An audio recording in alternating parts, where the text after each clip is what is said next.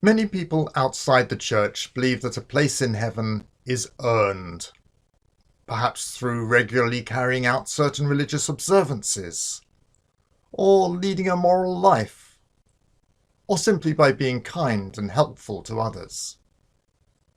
And there has been until recently a belief that early Jews relied on the good works of keeping the commandments for their salvation.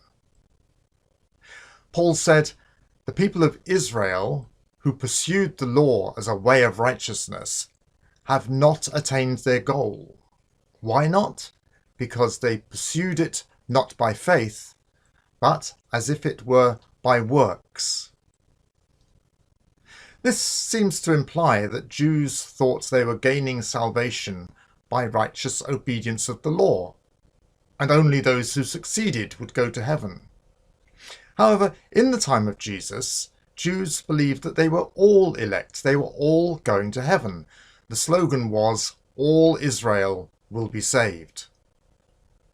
It's true they were extremely keen to keep every law.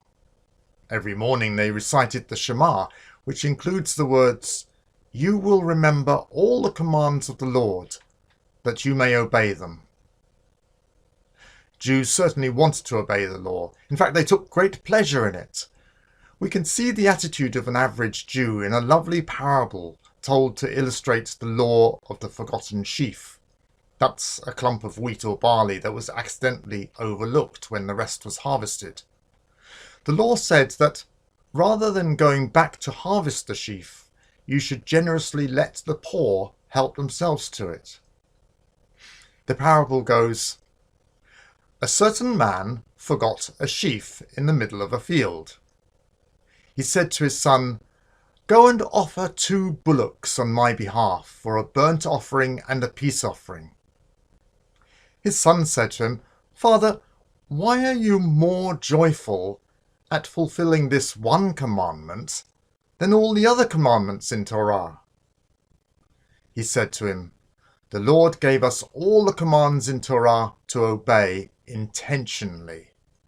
But he only gave us this one to obey accidentally.' When the farmer noticed the forgotten sheaf, he was overjoyed because he could now obey a law that he could only obey by accident. Because you had to unintentionally forget the sheaf and then be generous.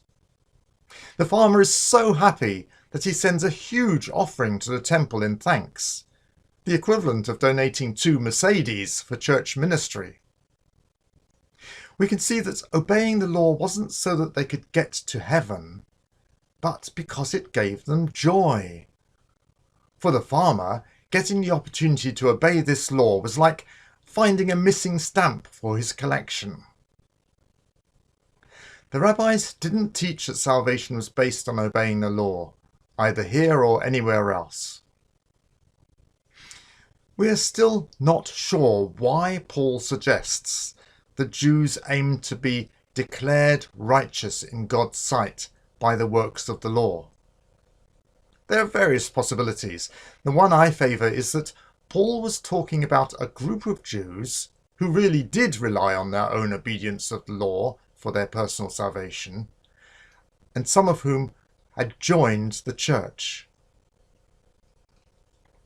Paul referred to this group as the circumcision group, because they taught that Gentile Christians had to keep Jewish laws and even be circumcised in order to be saved. In Acts, we find them present at 2 major meetings of the Jerusalem church leadership, and they're very vocal. In the letter to the Galatians, Paul was especially concerned about the influence that they might have on believers. "Those people are zealous to win you over. Do not let yourselves be circumcised. As for those agitators, I wish they'd go the whole way and emasculate themselves." As we can see from his intemperate language, Paul was extremely concerned and antagonized by this group. This small group who joined the church had a very loud voice. So Paul's teaching against salvation by works was directed against this group's persistent campaigning within the church, and not against Judaism in general. Jesus' longest recorded prayer is for the unity of believers, perhaps because he knew what would soon happen. Paul was vigilant in his mission not to let this powerful pressure group undermine the incredible doctrine of justification by faith. God bless.